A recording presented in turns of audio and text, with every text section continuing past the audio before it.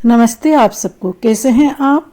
इस वीडियो में हम आपके लिए समास के 6 भेद में से एक भेद अव्ययी भाव समास की विस्तृत जानकारी लेकर आए हैं। आप इसे अवश्य देखिए। चलिए अब हम शुरू करते हैं अव्ययी भाव समास। शुरू करते हैं अव्ययी भाव समास। अव्यय का अर्थ है उस शब्द से जिसका भाषा प्रयोग में रूप सदैव एक जैसा ही रहता है, उसके रूप में कोई व्यय या परिवर्तन नहीं होता है। यानी जब हम कोई वाक्य बनाते हैं तो वे शब्द जो लिंग वचन कारक के आधार पर अपना रूप परिवर्तन नहीं करते हैं, वे शब्द अव्यय शब्द कहलाते हैं। जैसे प्रतिदिन। प्रतिदिन, मैं प्रतिदिन पढ़ती हूँ, तुम प्रतिदिन पढ़ते हो, हम प्रतिदिन पढ़ते हैं। यानी हम, मैं, तुम ये सब आने के बावजूद भी प्रतिदिन में कोई परिवर्तन नहीं आया। उसी प्रकार ऐसे शब्द जिनमें लिंग वचन कारक और अन्य किसी कारण से कोई परिवर्तन ना हो, वे अव्ययी भाव समास कहलाते हैं या अव्ययी शब्द कहलाते हैं। तो अव्यय का अर्थ स्पष्ट हो चुका है। अब हम अव्ययी भाव समास की विशेषता देखते हैं। हम अपने पूर्व के वीडियो में इनकी संक्षिप्त जानकारी दे चुके हैं। अब हम फिर से इसको अच्छे से समझाते हैं। अव्ययी भाव समास में प्रथम पद प्रधान होता है, दूसरा पद संज्ञा होता है, पूरा पद क्रिया विशेषण अव्यय होता है। चौथा, पुनरुक्ति वाले शब्द जैसे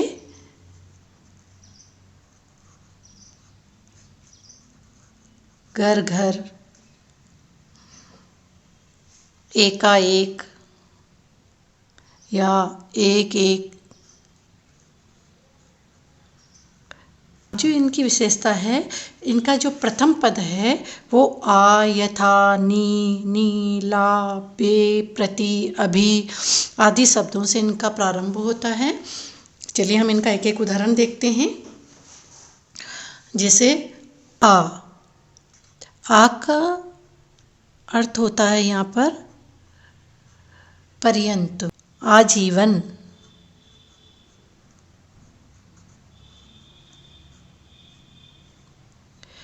इसका विग्रह होगा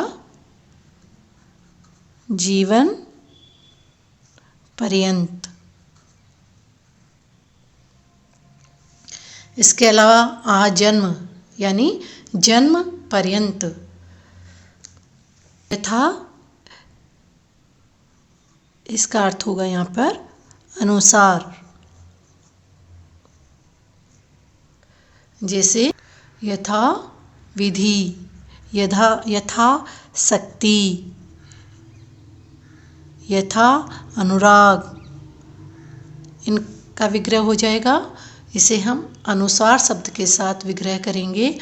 जैसे यथाविधि, विधि के अनुसार।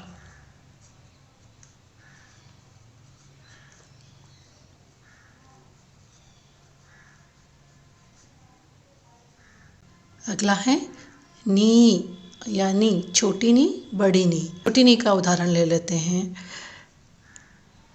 नी, इसमें इसका अर्थ हमारे यहाँ होगा बिना या नहीं के रूप में, यानी ये नहीं है या इसके बिना। तो जैसे निराकार,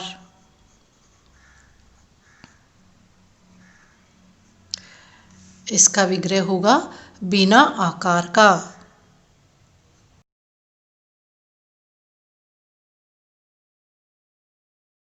आकार का यानी जिसका कोई आकार नहीं हो। उसी तरह बड़ी नी का हम नीरस ले सकते हैं, यानी रस के बिना या बिना रस के। अगला है ला, इसका अर्थ आएगा रहित।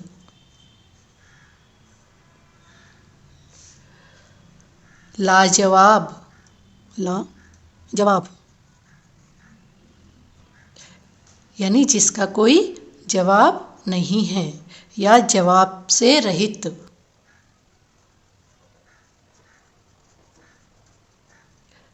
बे, इसका भी अर्थ होगा यही, रहित, बिना या नहीं।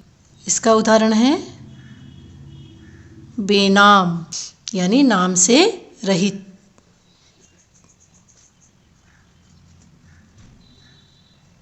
अगला भी शब्द है प्रति। इसका अर्थ होगा हर, यानी कि प्रत्येक। इसका उदाहरण लेते हैं प्रतिपल, यानी हर पल। चलिए एक उदाहरण और लिख लेते हैं। प्रतिवर्ष, इसका होगा वर्ष वर्ष। अगला वे शब्द है अभी। इसका उदाहरण है अभियोग,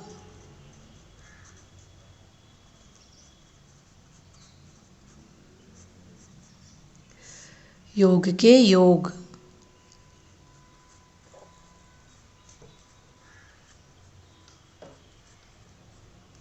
और भी अव्ययी शब्द हैं जैसे भर,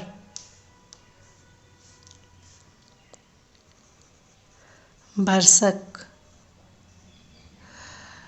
भरसक, भरमार, भरपूर, भरसक प्रयास करना, ये इनके उदाहरण हैं। इसके अलावा हर है, यावत है और द्विरुक्त शब्द भी हैं जो मैंने पहले बता दिए हैं, पुनरुक्ति वाले। और हाथों हाथ, प्रतिध्वनियाँ, ये सब इन्हीं के उदाहरण हैं।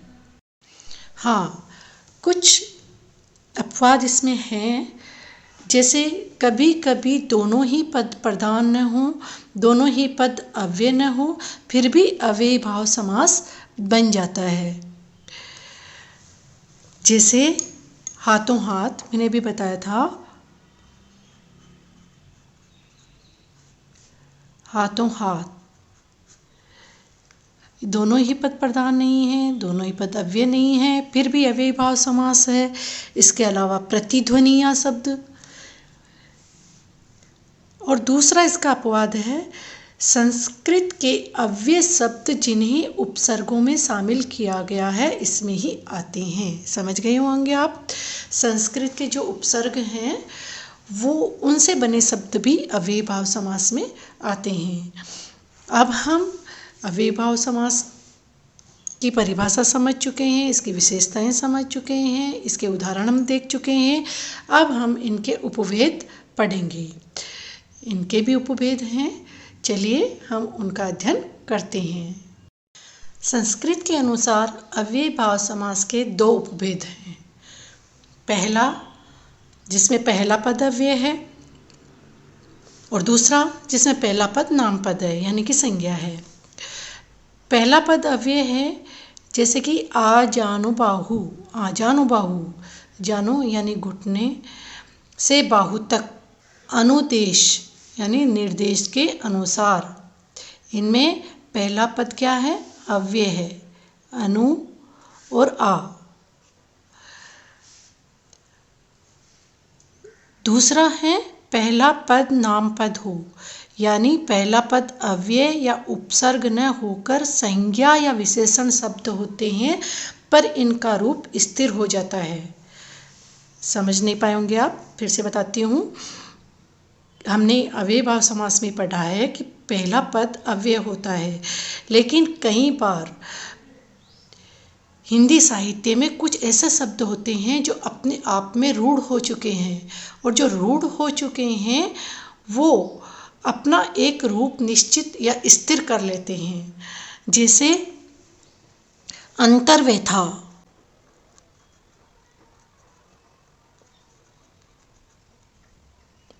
जिसका विग्रह है मन के अंदर की व्यथा। नित्य प्रति जो नित्य हो। अब हम अव्ययी भाव समास के कुछ उदाहरण देखते हैं और फिर उन्हीं के आधार पर हम आपको अभ्यास कार्य देंगे। हमने एक तरफ समस्त पद लिखा है और फिर उसका विग्रह किया है। उसी प्रकार आपको अभ्यास कार्य के लिए एक समस्त पद देंगे और आपको उसका विग्रह करना है। अव्ययी भाव समास की विशेषताएं लिखनी है। तो चलिए अब हम उदाहरण देख लेते हैं एक बार। जैसे आज्ञानुसार यानी आज्ञा के अनुसार, निरुपाय चेष्टा से रहित या उपाय से रहित, मासिक मास भर की, प्रतिपल हर पल, प्रतिशत प्रतिशत यानी कि सैकड़ा, नीरव ध्वनि रहित, रव का अर्थ होता है ध्वनि, नी यानी बिना, बिना ध्वनि के या ध्वनि रहित, अत्याचार आचार का अतिक्रमण करना। अति प्लस आचार शब्द से बना है ये। आचार यानी कि आचरण, जो आचरण के विरुद्ध कार्य करे वो अत्याचार है। एकाएक यानी एक के बाद एक, प्रतिवर्ष वर्ष वर्ष। तो इस तरीके से हमने कुछ उदाहरण देखे हैं। अब हम आपको कुछ अभ्यास कार्य देते हैं, उनका जवाब देने की पूरी कोशिश करिएगा। यदि आप नहीं दे पाते हैं तो कमेंट बॉक्स में लिख दीजिएगा, हम उसका जवाब देने का प्रयास करेंगे। हाँ, तो आपके लिए अभ्यास कार्य होगा प्रत्यक्ष, आज जन्म, नीरस, प्रतिदिन, नित्य प्रति, एकाएक, अनुसरण, अभियान और अनुदेश। इसके अलावा आपको करना है अव्ययी भाव समास किसे कहते हैं और उसकी विशेषताएं लिखिए। इसी तरह हमने समास के अन्य भेदों के भी विस्तृत जानकारी के लिए वीडियो बनाए हैं, जिनमें उनके उपभेद, विशेषताएं, उदाहरण और अभ्यास कार्य समाहित है। यदि आपको उन्हें देखना है तो उनका लिंक डिस्क्रिप्शन बॉक्स में है, आप उन्हें अवश्य देखिएगा। धन्यवाद।